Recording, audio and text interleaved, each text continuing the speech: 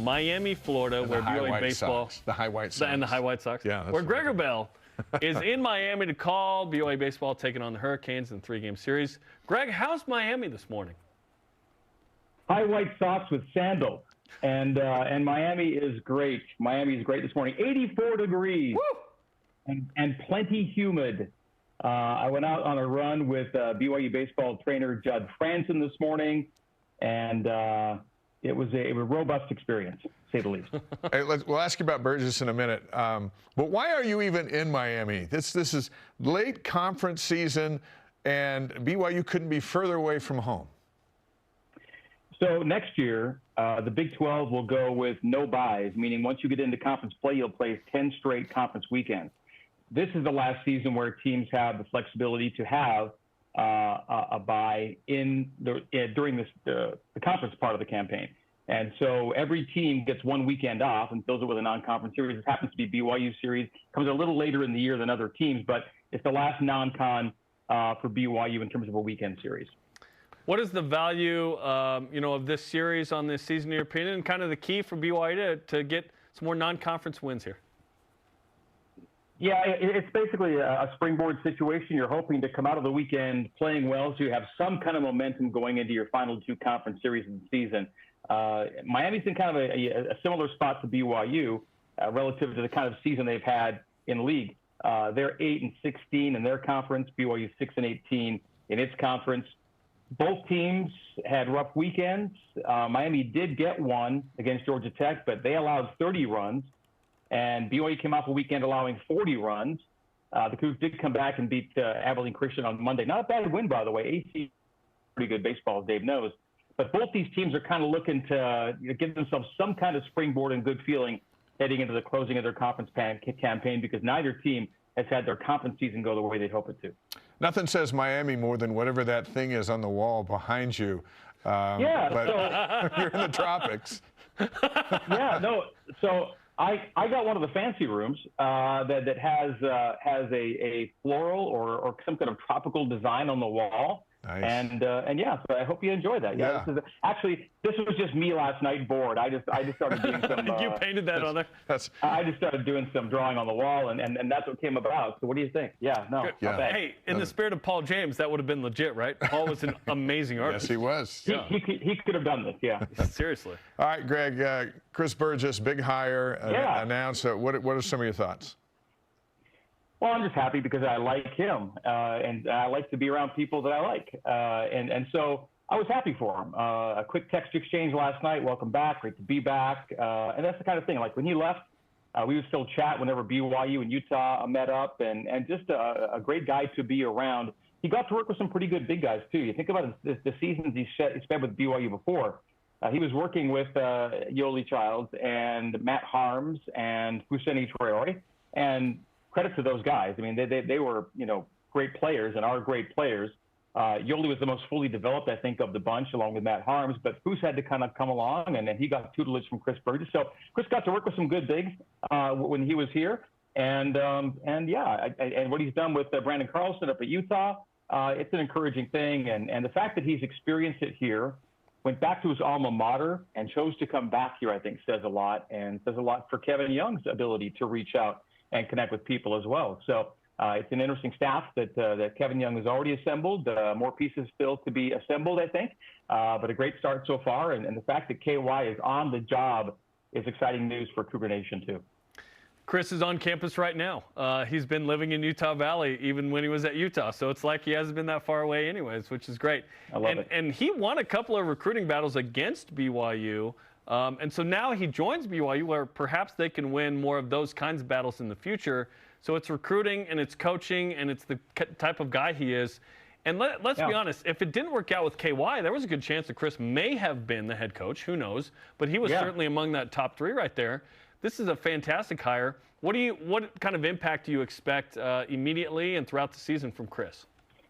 Well, there's a connections angle to this as well. He's been connected in the local recruiting community now for consecutive years since coming back to the state between both his BYU and Utah stint. So I think that's important too. And yes, in terms of qualifications for the job, once you got past KY, Chris was right at, if not at the top. Although he did not have head coaching experience yet, he was probably as accomplished as an assistant at a high level as you could be among those coaching in the LDS community. So Chris was certainly well qualified, and I think it's great that he reached out, or that KY reached out and made that connection and got this thing to work. I think it's great to have him back at BYU again. Someone that's experienced it here, has gone back to his former school, and still chosen to make, if not exactly a lateral move, a move that's kind of commensurate due to title. But yeah, clearly there's more to offer Chris here than where he was at previously. I think that's encouraging. One killer for a basketball program is a lack of expectations. Think of the roller coaster ride that the program's been on, and you come home from the NCAA tournament, and then things unravel, and then all of a sudden they're built back, maybe even better. This role of expectations heading into now the first year under Kevin Young.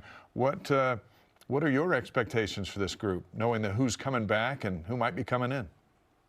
Well, to me, the most intriguing thing is about what approach Kevin Young will use. He gave some hints as to what his offense might look like when he spoke at the press conference, and we've been able to watch his work with the Phoenix Suns and get a sense. But I think what Mark Pope did this past year took a lot of people by surprise at the start. And then maybe as the season went along, people began to adjust a little better to what BYU was doing. But I'm hoping for a similar type of immediate impact with KY and what his game plan will look like, because no one knows what KY as a college head coach looks like yet. And so there's that appeal of the unknown and somewhat of a competitive advantage of the unknown until it gets settled in and people begin to figure out exactly what BYU is doing. So I look forward to these next few months in the college basketball laboratory for Kevin Young and his team to see what they come up with when the season tips off here in October, November. Amateur artist Greg Wrubell joins us from Miami. Greg, we know a couple of the games going into next year. At Providence seems to be a really fun one.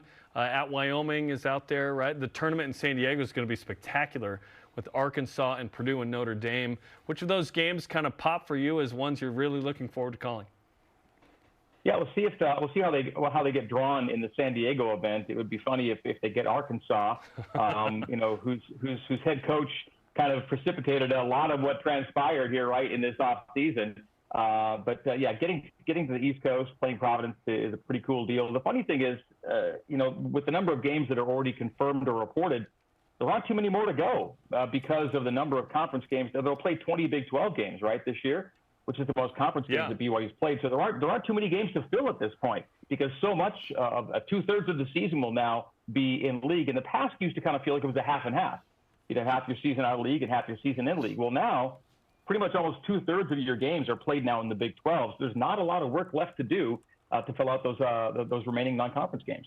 Our question of the day kind of comes off what the conference commissioner said yesterday about the expansion of the college football playoff and even some, nudging for an expansion to the NCAA tournament.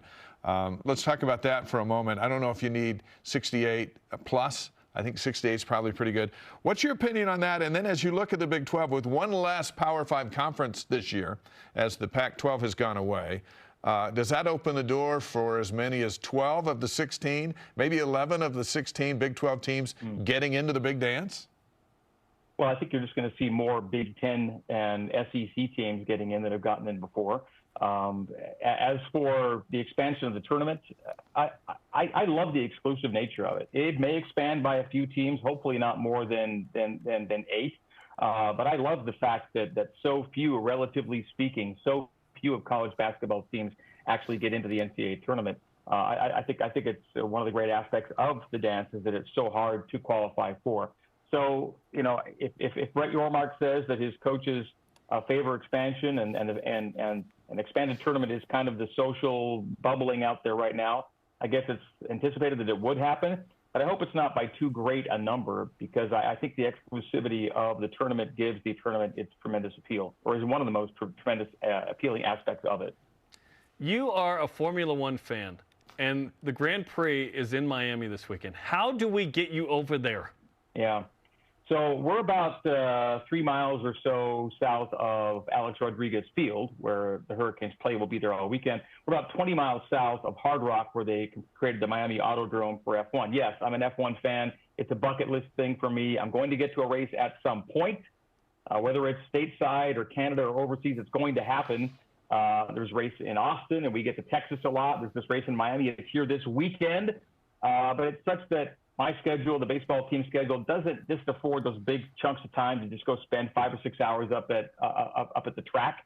So I may not get there, but I will be tuned in to what's happening so very close to me this weekend. This is a tough time for Greg because Utah's getting an NHL team. He's got he's got Formula One in Vegas, by the way. It's close there. Yep. And then you got all that other stuff. I don't even know how you. It's just day to day. The thing with Vegas, the Vegas F1 race, you think, well, Vegas is the one you go to, right? That's close. But the funny thing is, that's the one race they actually have on a Saturday night here in the state, and Saturdays are college football game days, so it's going to be tough to get to Vegas for the F1. So not everything's quite worked out yet, but it will happen sometime. I know it will. It's just a matter of when and where. You're going to have to go to Monaco. Yeah, that'd be nice.